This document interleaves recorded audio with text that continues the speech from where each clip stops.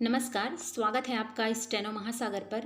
90 शब्द प्रति minute dictation start होगी 5 सेकेंड बाद।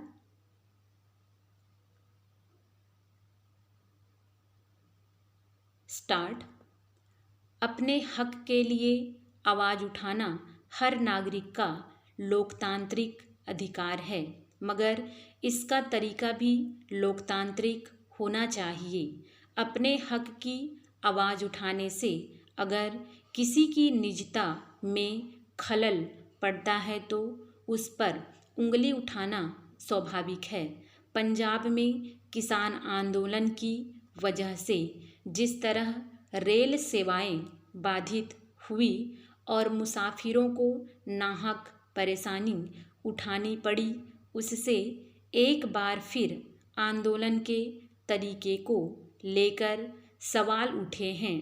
पंजाब और हरियाणा के किसान बाढ़ और बारिश की वजह से फसलों को हुए नुकसान के माकूल मुआवजे, न्यूनतम समर्थन मूल्य तय करने और कर्ज माफी की मांग लेकर आंदोलन पर उतरे थे।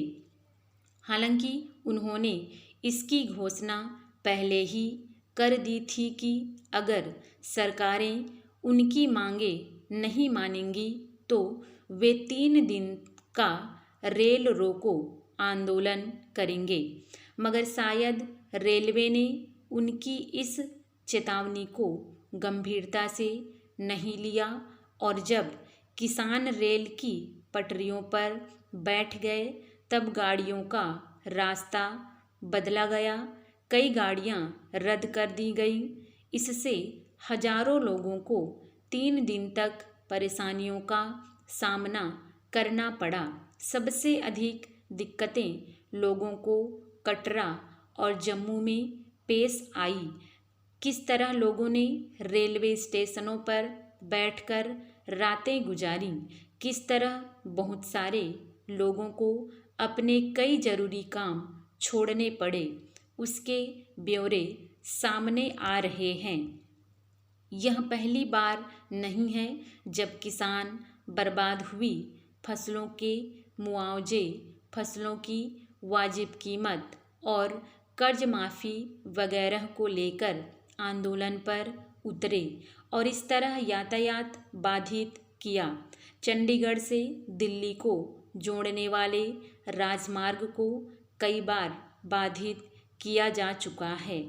इस बार भी लोगों को घंटों सड़कों पर रुके रहना पड़ा।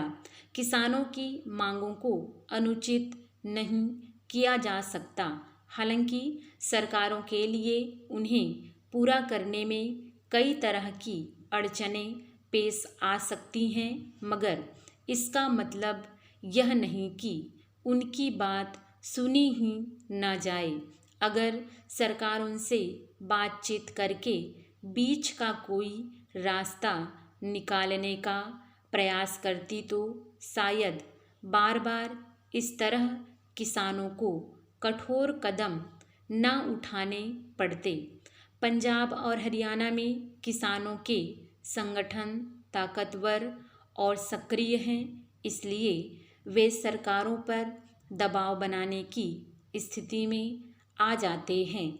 फसलों के न्यूनतम समर्थन मूल्य तय करने का कानून बनाने पर उसी समय सहमति बन गई थी जब 3 कृषि कानूनों को समाप्त करने की घोषणा हुई थी, मगर अभी तक उस दिशा में कोई सकारात्मक कदम नहीं उठाया जा सका है। इसलिए किसान हर नई मांग के साथ उस मांग को नत्थी कर देते हैं।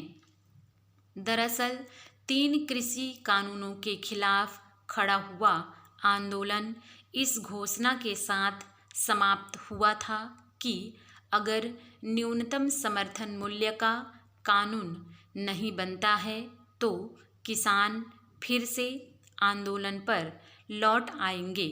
इस तरह रेल रोको आंदोलन के जरिए किसानों ने यह भी संदेश देने की कोशिश की कि सरकार को जल्दी इस दिशा में गंभीरता दिखानी चाहिए, मगर जैसा कि सरकारों की आदत रही है, वे किसानों की मांगों को नज़रअंदाज करती रही हैं।